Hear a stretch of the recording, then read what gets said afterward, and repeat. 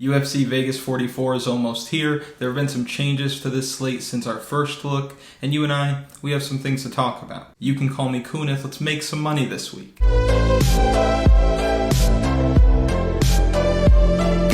If you haven't had a chance yet, go back and watch the first look from earlier this week. That's where we go over the card fighter by fighter, salary by salary, and we talk about spots that we like and spots that we don't like. For this final look, what we'll be doing is talking about strategy, lineup construction, and what we need to do on this slate to be successful. But first, if you've been enjoying the content at all, please like and subscribe. That way I can bring more of this to you. Now, before we get into the lineup construction, I do want to talk about the two fights that have been added since the first look. At 9,300, you have Azaman Murzakanov. He's fighting Jared Vanderaa, and he's making his UFC debut. And if you watch, I normally don't play the fence all that often. I normally have a strong position on one fighter or another, but this one I could see really going one of two ways. First would be Murzakanov being able to take Vanderaa down, finishing the fight on the ground, or at least just racking up a lot of control time and maybe a takedown or two per round and scoring a ton of points, paying off that $9,300 price tag. The other way I could see this fight going, though, is Jared Vanderaa being just way too big for him to be able to take down repeatedly. Eventually, Murzakanov gets tired and Vanderaa starts pouring it on and eventually gets him out of there, or at least wins a decision. I don't know. It's hard to call this one. I prefer Jared Vanderaa at his price point. We'll talk about him later. Next, you have Bryan Barberena. He's 8,400 and he's taking on UFC newcomer Darian Weeks.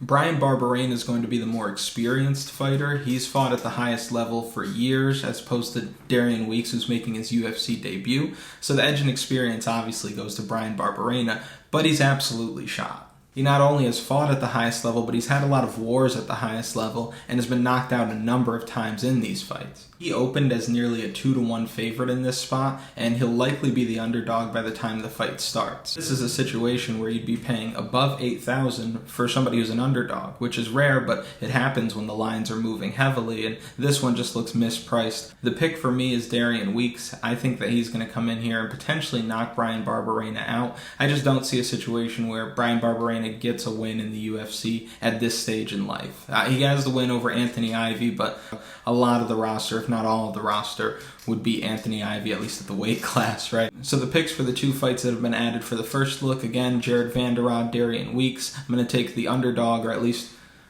underdog, in both of these spots. Now, as far as lineup construction goes, a few things stand out to me about having 15 fights. First is we need to make sure that we're paying attention throughout the week, and I know that we always make sure we're paying attention throughout the week so that COVID doesn't cancel a fight, or a fighter misses weight and the fight gets scratched, but I think there's a higher chance of it happening now with 15 fights. Something seems like it's bound to happen. I hope not. I hope we get to keep all 15 fights. Make sure you're paying attention so that on Saturday night when the prelims start, you don't open up Draftkings and see one of your guys isn't fighting. Another thing that's important to know is that with so many fights, it's really easy to get different. So we don't need to do the things that we normally do, like stacking the main event.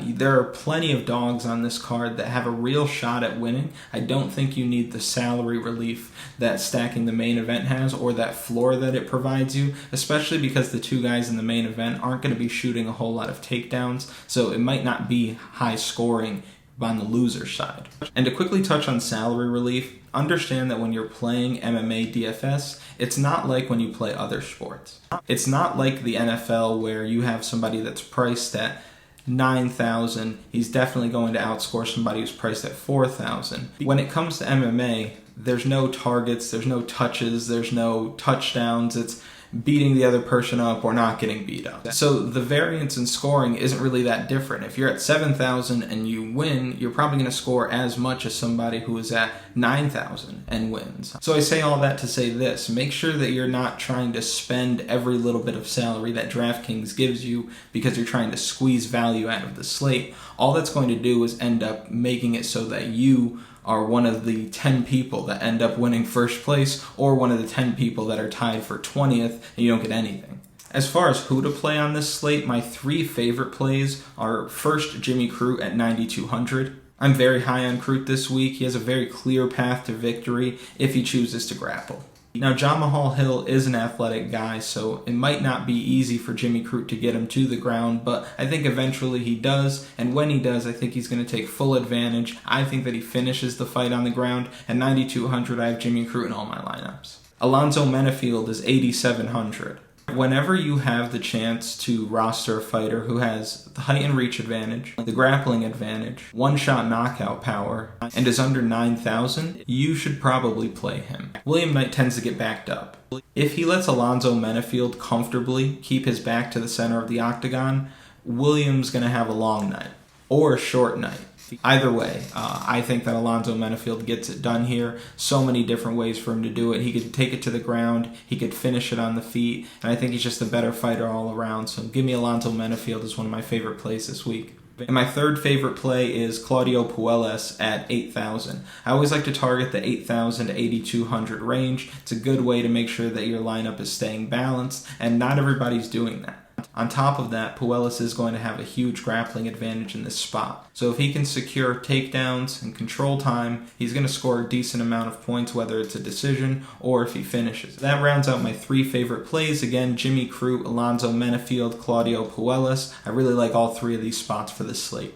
And the last thing we're going to touch on are viable options below 8,000. At 7,900, you have Brad Riddell. I like him to win this week. If you watch the first look, I talk about why I like him to win this week. But at 7,900, you don't need to target him. The reason why I say that is because this is a co-main event. It's going to carry a decent amount of ownership just because of the name recognition and where it's placed on the card. With 15 fights, there are plenty of other spots where you don't need to roster fighters from the Fiziev Riddell fight because other fighters are going to score just as many points and they're going to come in at vastly lower ownership. So this isn't a must-target fight for me by any means. I'm actually going to avoid it because, again, that name recognition, placement on the card, I just expect 30, 40, maybe even 50% of the field one way or the other on this, and they might not score enough points to even make that worth it.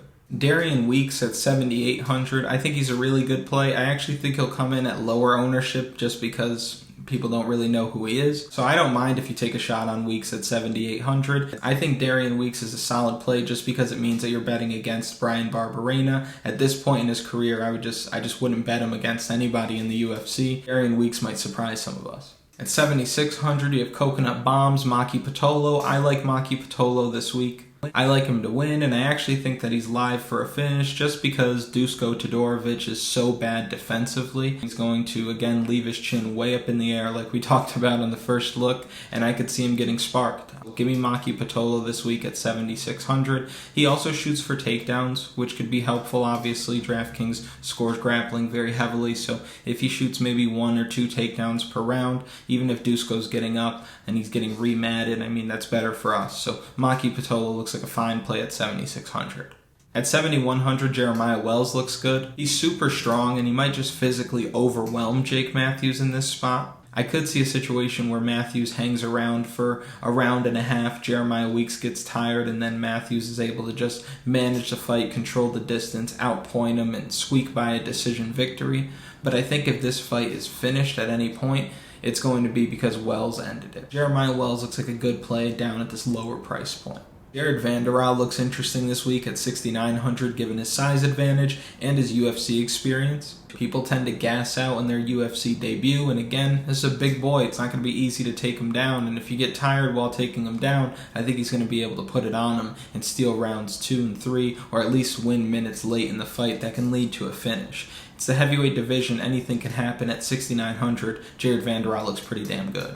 And then at 6,700, my dude Mickey Gall. I think that Mickey Gall is very live for the victory this week. I don't think that Alex Morono has any real advantages over him outside of the cardio. And while stamina is the most important attribute a fighter could have, if cardio won every fight, Clay Guida would be undefeated. So I like Mickey Gall in this spot. He's got the height, he's got the reach, he can hit hard on the feet, he's probably got the grappling advantage. The way that I think the fight plays out is as he stuns Morono on the feet, gets to his back, and then is able to secure takedown, control time, and maybe even a rear naked choke from that position. Mickey Gall at 6,700 looks great. I have him in some of my lineups. Thank you so much for watching, and as always, please like the video, subscribe to the channel, that way I can bring more of this to you.